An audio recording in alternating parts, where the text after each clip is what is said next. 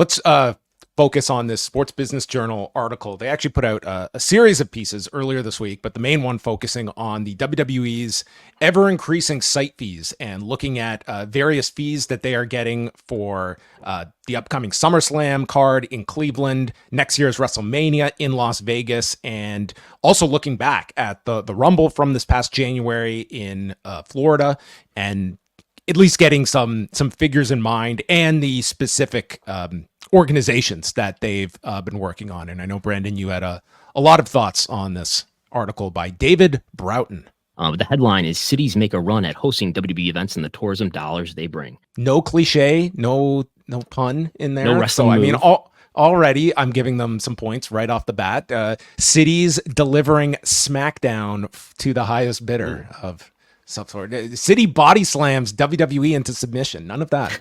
WWE's evolving strategy of making its jewel events shine brighter and longer, that's an M dash, is paying dividends for the company and the cities that host them, according to multiple stakeholders interviewed by Sports Business Journal is the lead-off sentence there.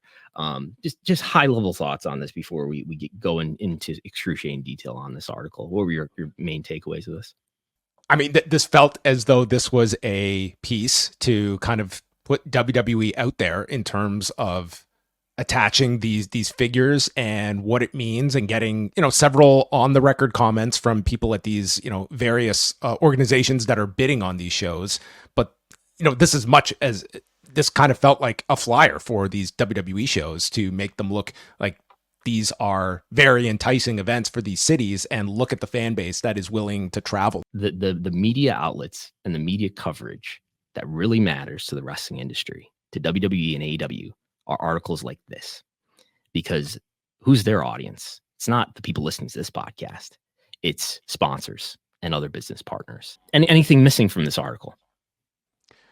Well, I had a follow-up question for you in terms of reading this article. At any point, did you read this and think to yourself, wait a minute, WWE is a private company with commercial and competitive interests to protect and should not be punished and exposed for bringing its business to municipal facilities in Texas? And some of this could contain highly intimate or embarrassing facts. Did you find any highly intimate or embarrassing facts? Is this not just a complete opposite of the case that's going on in Texas that is trying to withhold this information, but when utilized to sell yourself, then all of this information is of benefit to WWE, and they are speaking on the record and confirming numbers, and now they are public numbers. Yeah, I mean, there's the things I highlighted in blue here are new information to me. As I've said before, my point is more about governments, these numbers should be disclosed, because people ought to know what their tax dollars are being spent on, so they can evaluate whether that's the best way to spend their money and whether that money should be spent on something else in the alternative. No mention here is what I'm getting at about the San Antonio Royal Rumble fee. No mention about the lawsuit that WB has filed against the Texas Attorney General to suppress this information. That's not here. Despite, I mean, there's pretty thorough. That's my big takeaway here. Is if I was Ken Paxton and I read this article and WWE participated in it, I'd feel like this. You have no argument against the disclosure. All you want is that you want to disclose this information on your terms, but a reporter is somehow not allowed to disclose this, which Sports Business Journal did do reporting on this on top of it, and they didn't seem to have any issue with it or are trying to suppress any of this information. So it seems like you're trying to argue from both ends of the spectrum. You want to benefit and trumpet these fees that you are getting, while at the other end wanting to suppress when they're not coming out on your timetable. Yeah. I imagine that there were very specific issues maybe around their negotiations, maybe with Indiana or other municipalities, that made it really advantageous for them to delay and obfuscate the release of information that would have revealed certain details about the San Antonio agreement. So they kept that from being released. Still hasn't been released. They've since made deals with at least Indiana. They made the deal for Las Vegas WrestleMania, and maybe it benefited them. It was worth the, who knows, tens of thousands of dollars that they maybe paid a law firm to work for them. probably paid off in terms of getting a little bit incremental, getting that and then some in terms of an incremental value of a deal with the sports commissions or the tourism boards that they were negotiating with. I really want to, I don't know, hit this over the head with a hammer again. Like the criticism that wrestling media receives is justified.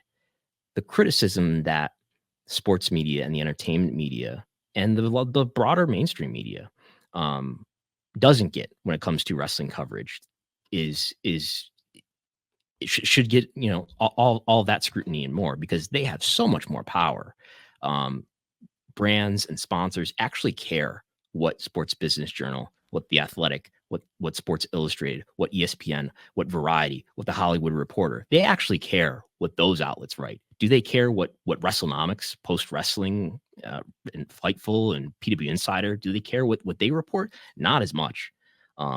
What those mainstream outlets, especially those that are geared towards business partners like Sports Business Journal, what they do actually matters a lot more than what we do, unfortunately.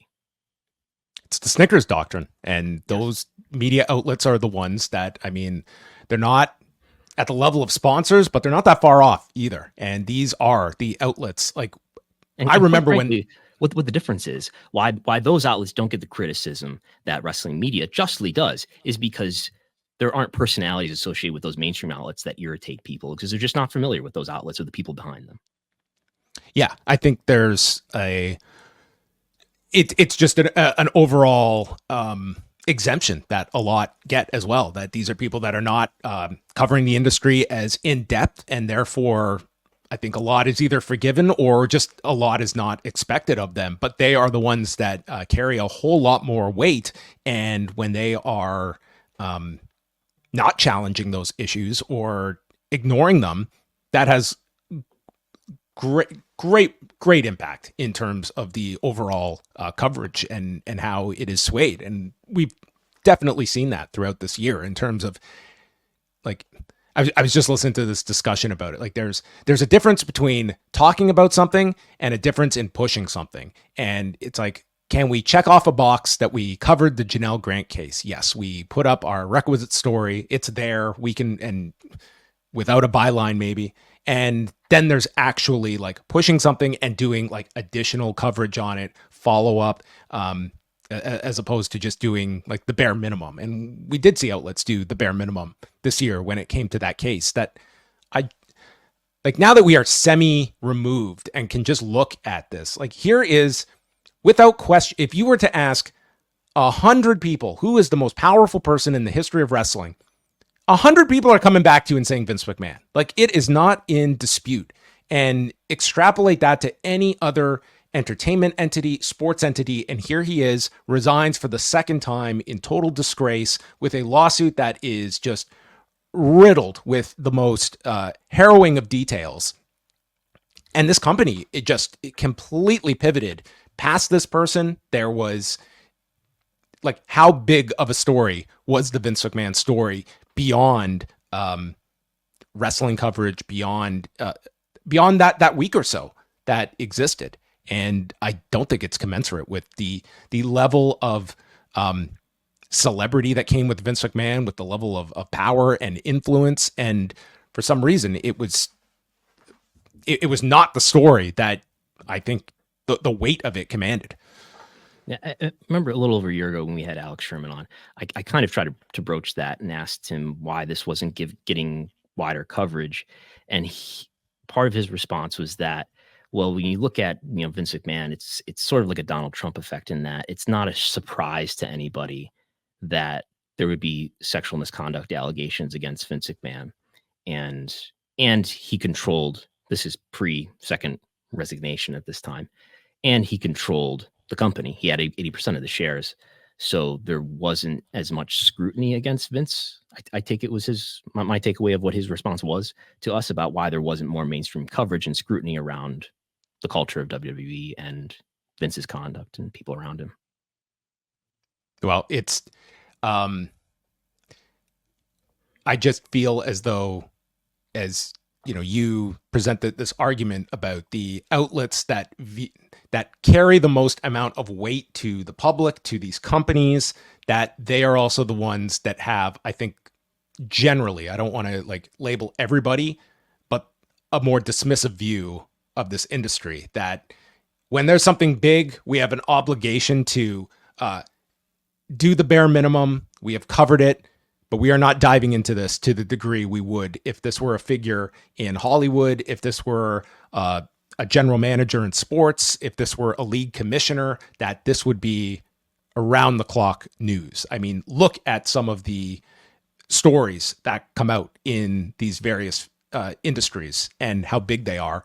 And here we are, and it's 6 months removed, and this applies to both. Like, I'm not stating they're on the same level, but Dana White did not have any repercussions after the incident with his wife last year, and then just expound that all into like, Vince McMahon has certainly, I think, taken great reputational harm, but WWE did not. And it's not like Vince McMahon, I feel, was like raked under the coals from a mainstream perspective. I would be very curious, like what the general view was of Vince McMahon, how many people were aware of this story that has just moved on, and there was very little follow-up coverage of things that progressed in the suit, other details that came out. And unless there's like some major trial, like I don't know if that's even going to garner the attention again.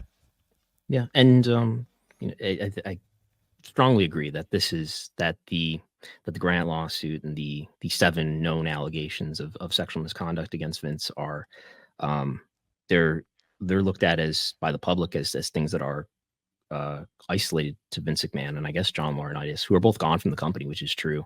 But there's 4 corporate officers, one of whom is still with WWE, and we know that there were multiple mainstream outlets that knew who they were, but it took us to report on that for some reason. Well, this brings an end to this week's edition of Pollock and Thurston.